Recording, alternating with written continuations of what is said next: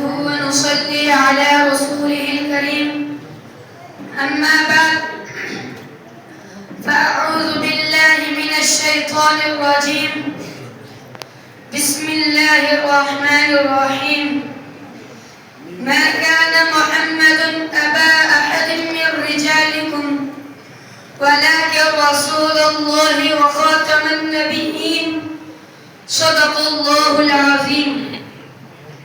نبی آتے رہے آخر میں نبیوں کے امام آئے، نبی آتے رہے آخر میں نبیوں کے امام آئے، وہ دنیا میں خدا کا آخری لے کر پیغام آئے، جھکانے آئے بندوں کی جبی اللہ کے در پر، سکھانے آدمی کو آدمی کا احترام آئے، وہ آئے جب تو عظمت بڑھ گئی دنیا میں انسان کی، وہ آئے تو انسان پر فرشتوں کے سلام آئے، کیا جب بھی کسی کذاب نے دعویٰ نبوت کا تو جھٹ میدان میں نبوت کا غلام آئے۔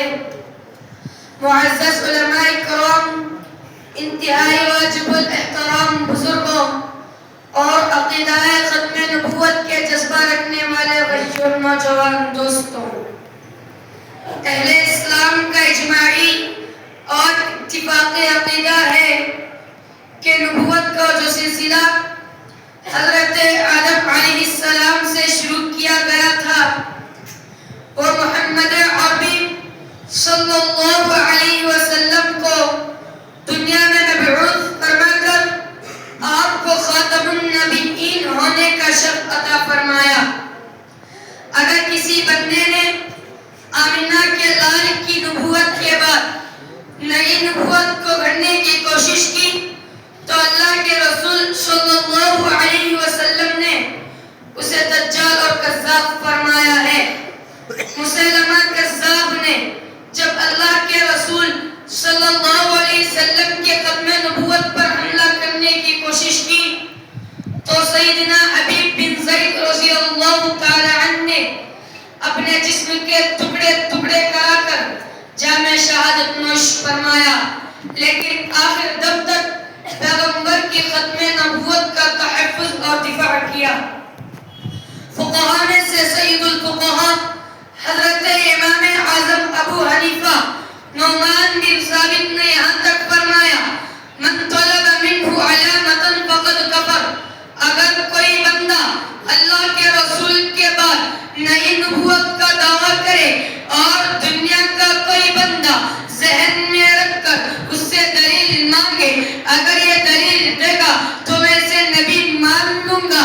حضرت امام اعظم ابو حنیفہ کا فتویٰ ہے کہ یہ دلیل ماننے والا بندہ بھی مومن اور مسلمان نہیں رہے گا بلکہ مرتد اور کافر ہو جائے گا۔ ہمارا ایمان اور عقیدہ یہ ہے کہ ہمارا نبی آخری نبی ہے، اللہ نے اپنے پیارے نبی کو خاتم النبیین بنایا، اپنے محبوب کے سر پر خدا نے ختم نبوت کا تاج سجایا ہے۔ میں آپ حضرات کے سامنے علماء کرام کی موجودگی میں اپنے پیارے پیغمبر کی ختم نبوت پر ایک دلیل دے کر اپنی بات کو ختم کرنا چاہتا ہوں۔ مولانا بدر عالم میرٹھی فرماتے ہیں کہ میرے پیارے پیغمبر کا نام محمد اور احمد ہونا ہی اس بات کی دلیل ہے کہ آپ آخری نبی ہیں، نبوت آپ پر ختم ہے۔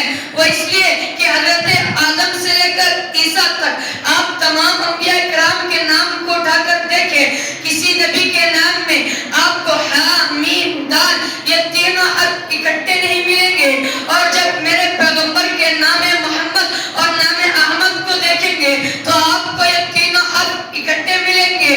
آپ دیکھیں آدم کے نام میں دال اور میم تو ہے، ہا نہیں، داؤد کے نام میں دال تو ہے مگر ہا اور میم نہیں، اسماعیل کے نام میں میم تو ہے مگر ہا اور دال نہیں، کسی نبی کے نام میں آپ کو یہ تینوں حرف اکٹھے نہیں ملیں گے۔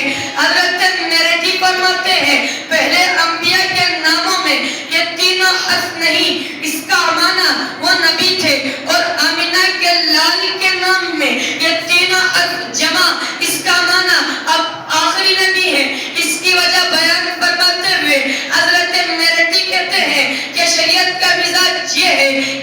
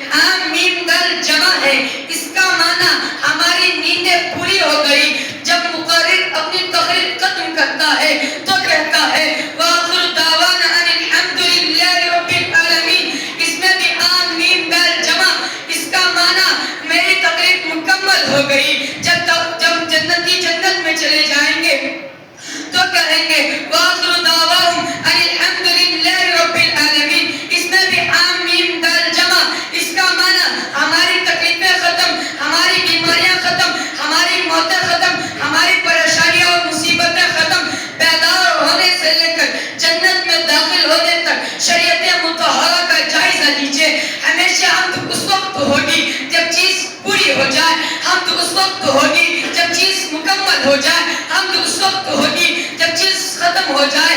اللہ نے آدم سے لے کر عیسیٰ تک کسی بھی نبی کو ایسا نام نہیں دیا جس میں یہ تینوں حرف جمع ہو. جب باری خاتم النبیین کی آئی تو اللہ نے میرے نبی کو نام محمد بھی دیا, نام احمد بھی دیا. اسی کو مولانا میرٹھی فرماتے ہیں آدم سے لے کر عیسیٰ تک کو انبیاء کہتے ہیں, محمد اور احمد کو خاتم الانبیاء کہتے ہیں. ان کے سر پر تاج نبوت تھا, آمینہ کے لال کے سر پر تاج ختم نبوت ہے. ان کی نبوت کے بعد نبوت جاری تھی. آمینہ کے لال کی نبوت کے بعد نئی نبوت کا دروازہ بند ہو چکا. جیسے حمد آخر میں کی جاتی ہے ویسے اللہ نے محمد اور احمد کو آخر میں بھیج کر دنیا کو بتا دیا. جیسے حمد کا معنی چیز پوری ہو گئی ویسے محمد اور احمد کا معنی نبوت کا محل بھی پورا ہو گیا.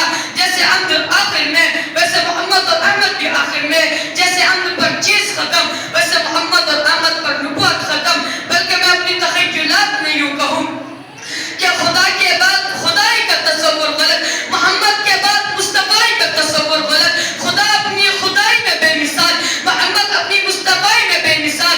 خدا اپنی خدائی میں وحدہ لا شریک, محمد اپنی مصطفی میں وحدہ لا شریک. خدا پر خدائی ختم, محمد پر مصطفی ختم. وما علینا